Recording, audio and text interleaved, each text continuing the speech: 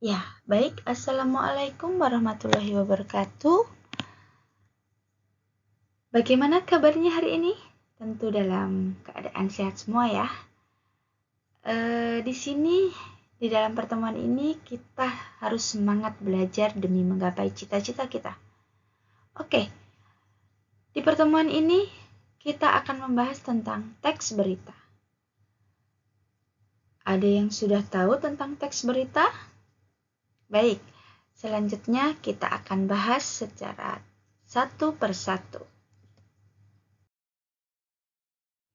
Kegiatan pertama yaitu mengidentifikasi unsur-unsur dari teks berita dan menentukan isi pokok dari teks berita.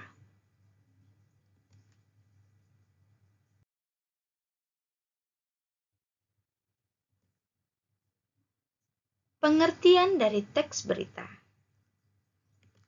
Ya, teks berita adalah suatu teks yang berisi tentang kejadian, peristiwa, atau informasi yang berupa fakta. Nah, jadi teks berita itu isinya pastilah tentang kejadian atau sebuah peristiwa berupa informasi yang fakta atau yang ada, gitu ya.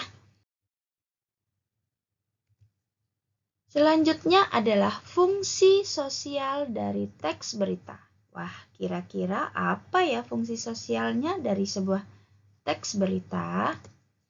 Nah, fungsi sosial dari teks berita adalah untuk memberikan suatu informasi kepada masyarakat terhadap hal-hal yang terjadi di sekitar sehingga menambah wawasan pembaca serta pendengarnya. Nah, jadi teks berita itu berfungsi sekali ya untuk pembaca atau pendengarnya, yaitu untuk memberikan informasi atau menambah wawasan terhadap hal-hal yang sudah terjadi di lingkungan sekitarnya.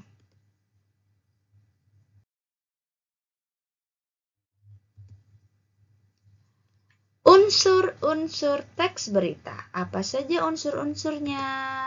Nah, teks berita berisi suatu kejadian atau peristiwa yang menginformasikan tentang apa berita tersebut. Di mana peristiwa itu terjadi? Kapan peristiwa itu terjadi? Siapa yang ada dalam peristiwa tersebut? Dan mengapa peristiwa itu bisa terjadi? Serta bagaimana peristiwa itu terjadi. Unsur ini disebut juga dengan adik simba. Nah, apa itu adik simba? Adik simba. Apa? Di mana? Siapa? Mengapa? Dan bagaimana? Atau dalam bahasa Inggris sering kita kenal juga dengan istilah 5W1H.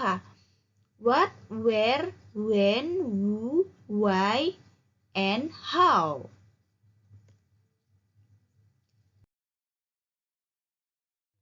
Baik, kita paparkan satu persatu. Unsur-unsur dalam teks berita. Yang pertama adalah apa. Nah, apa atau what berkaitan dengan peristiwa apa yang sedang terjadi. Nah, yang pertama itu apa?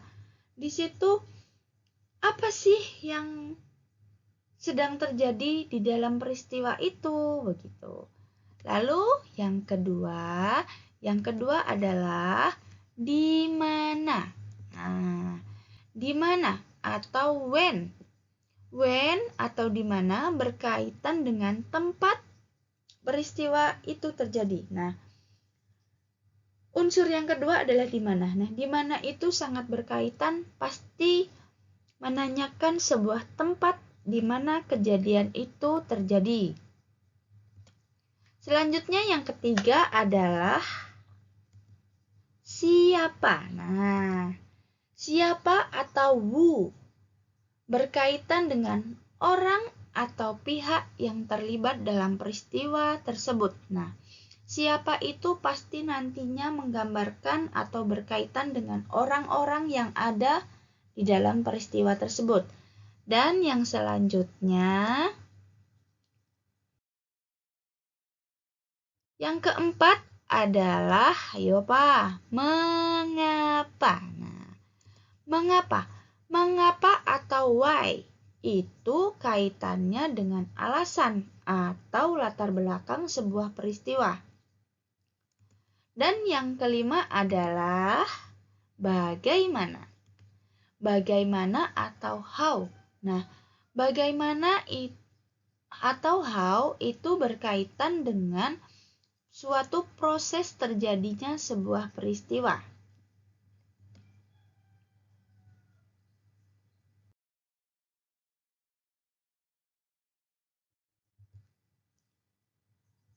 Menentukan isi pokok dari teks berita.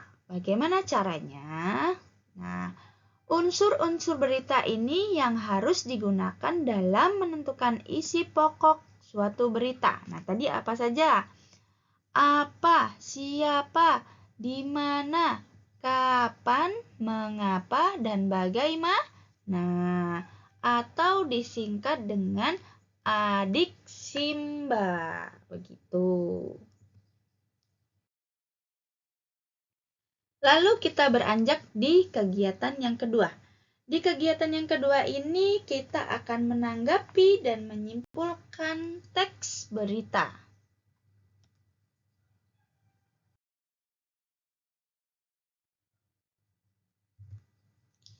Yang pertama adalah tanggapan terhadap isi dari teks berita.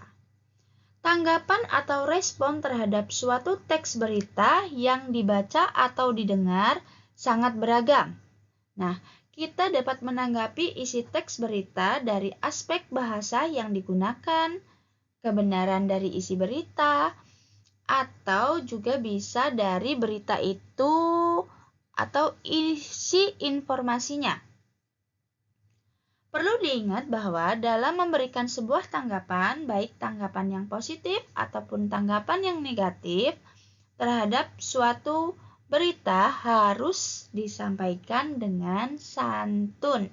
Nah, jadi kita walaupun memberikan tanggapan yang negatif atau tidak baik, itu kita juga harus menyampaikan dengan gaya bahasa yang santun, begitu. Selanjutnya adalah aspek-aspek tanggapan terhadap berita. Aspek-aspek tanggapan dalam berita adalah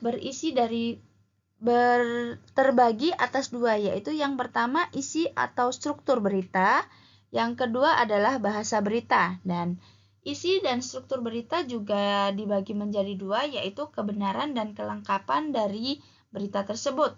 Serta bahasa berita juga dibagi atas dua, yaitu bagaimana penggunaan kalimatnya dan bagaimana pemilihan kata.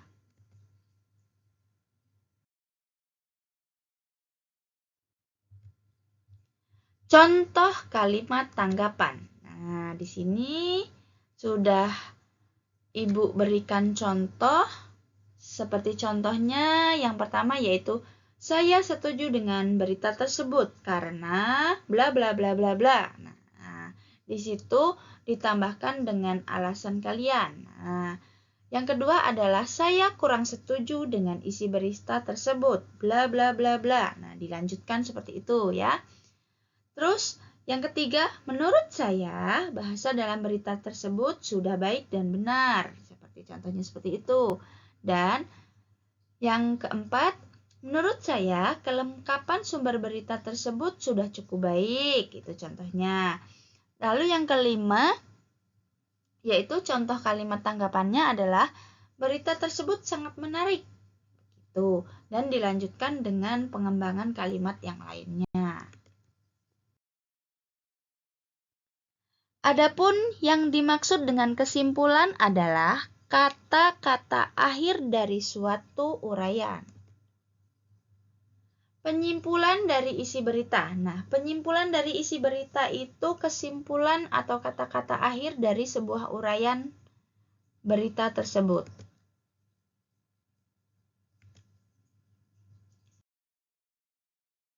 Oke, tugas dalam pertemuan ini adalah di situ sudah Ibu beri satu berita, suatu teks berita ya. Bisa dibaca tentang penantian panjang tim sepak takraw Indonesia. Nah, di situ sudah dijelaskan dan sudah dipaparkan, nanti bisa dibaca dan dipahami. Setelah itu jawab pertanyaannya. Nah, pertanyaannya adalah tentukan unsur-unsur teks dari teks yang di atas tadi dan isi teks tersebut. Nah, unsurnya apa dan isinya apa dari teks tersebut, begitu. Dan yang selanjutnya adalah, nah, terima kasih. Nah, kalau sudah ada slide yang terima kasih ini atau video yang terima kasih ini, berarti kita sudah sampai dalam penghujung pertemuan kali ini. Nah, semoga dalam pertemuan ini kita bisa senantiasa selalu belajar bersama dan mendapatkan keberkahan oleh Tuhan Yang Maha Esa. Baik, Ibu akhiri. Dan sebelum Ibu akhiri, jangan lupa tugasnya bisa dikumpulkan di tutor PKBM Cendikia Lampung Tengah mata pelajaran Bahasa Indonesia. Dan untuk yang terakhir, Ibu akhiri, wallahul muwaffiq ila aqwamit thoriq. Wassalamualaikum warahmatullahi wabarakatuh. Semangat dan salam sejahtera.